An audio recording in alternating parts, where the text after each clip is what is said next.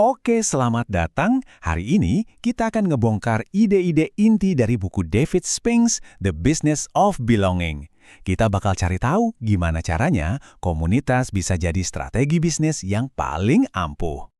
Nah, satu gagasan ini jadi fondasi dari semua pembahasan kita. Gini, di dunia di mana produk itu gampang banget ditiru, satu-satunya hal yang nggak bisa di-copy-paste adalah hubungan yang terjalin antar pelanggan Anda.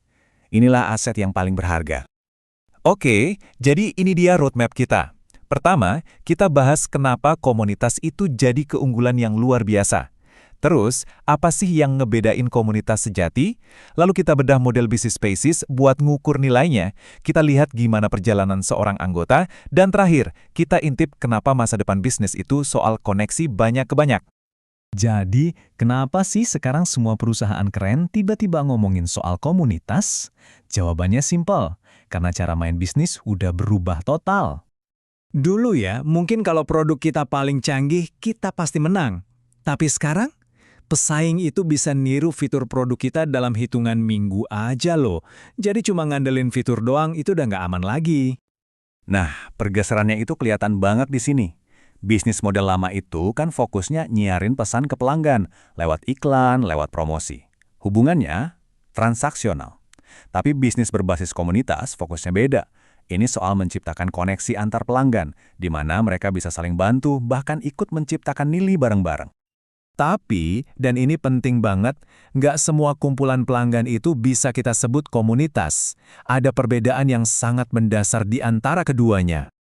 Gampangnya gini, audiens itu cuma dengerin kita. Tapi kalau komunitas, anggotanya itu ngerasa terhubung dan punya tanggung jawab satu sama lain. Nah, ada teori psikologi keren dari Macmillan dan Chevis soal ini. Mereka bilang komunitas itu soal rasa. Rasa memiliki, rasa saling peduli, dan rasa percaya kalau bareng-bareng semua kebutuhan bisa terpenuhi. Rasa ini ternyata ada resepnya. Ada 4 elemen. Pertama, keanggotaan. Ada batasan yang jelas siapa yang jadi bagian grup. Kedua, pengaruh. Anggota ngerasa suaranya didengerin. Ketiga, pemenuhan kebutuhan. Mereka dapat sesuatu dari ikut serta. Dan yang terakhir, koneksi emosional dari pengalaman bareng. Tanpa 4 ini, yaitu cuma kerumunan orang, bukan komunitas sejati. Oke, rasa komunitas ini emang kedengarannya bagus, tapi gimana cara ngukurnya buat bisnis? Nah, disinilah model SPSCS hadir buat jadi jembatan. Kerangka kerja ini benar-benar mengubah permainan, karena ini cara kita menerjemahkan semua interaksi di komunitas jadi hasil yang nyata, yang bisa dimengerti sama semua orang di perusahaan.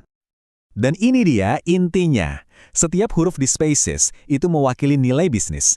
S untuk support, anggota saling bantu, biaya customer service jadi lebih hemat.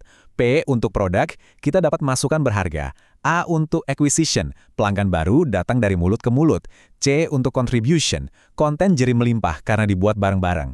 E untuk engagement, pelanggan jadi makin loyal. Dan S terakhir untuk sukses, mereka jadi makin jago pakai produk kita. Jadi komunitas itu bukan cuma nice to have, tapi bisa jadi tim super buat semua departemen. Tapi komunitas yang hebat itu nggak muncul gitu aja. Semuanya harus dirancang, terutama dalam membimbing para anggotanya dalam sebuah perjalanan. Nah, perjalanan ini disebut kurva komitmen. Awalnya orang cuma jadi anggota pasif, lihat-lihat aja. Terus naik level jadi anggota aktif, mulai ikut ngobrol. Makin sering jadi anggota berpengaruh. Dan puncaknya, mereka jadi pemimpin yang justru ngadain acara sendiri. Komunitas yang sehat itu yang bisa bantu anggotanya naik tangga ini. Gimana cara mereka mau naik tangga? Lewat siklus identitas sosial ini. Jadi, pertama, orang merasa klik dengan grupnya. Terus dia coba berpartisipasi, misalnya komen. Nah, waktu partisipasinya dapat respons bagus, dia ngerasa divalidasi. Ini bikin identitas dia sebagai bagian dari grup makin kuat. Dan dia jadi makin semangat buat berpartisipasi lagi. Siklus ini muter terus, makin lama makin kuat. Oke, sekarang kita tarik benang merah dari semua ini untuk melihat gambaran besarnya. Poin utamanya adalah ini. Masa depan itu bukan lagi soal perusahaan teriak paling kencang, bukan lagi soal nyarin pesan ke banyak orang, tapi tentang nyediain ruang supaya orang-orang bisa saling terhubung. Ini pergeseran dari ngontrol pesan, jadi bagi-bagi kontrol, dan memberdayakan pengguna kita yang paling setia. Jadi, apa yang harus kita ingat dari sini? Komunitas itu bukan cuma istilah marketing. Ini adalah pendorong bisnis yang strategis, yang bisa diukur, dan dibangun di atas prinsip psikologi yang dalam. Ini adalah keunggulan kompetitif Anda yang paling susah ditiru. Nah, pertanyaan terakhir buat Anda renungkan, merek Anda sekarang lagi membangun audiens yang cuma dengerin atau komunitas yang benar-benar merasa memiliki? Karena jawaban dari pertanyaan itu bisa jadi penentu masa depan bisnis Anda.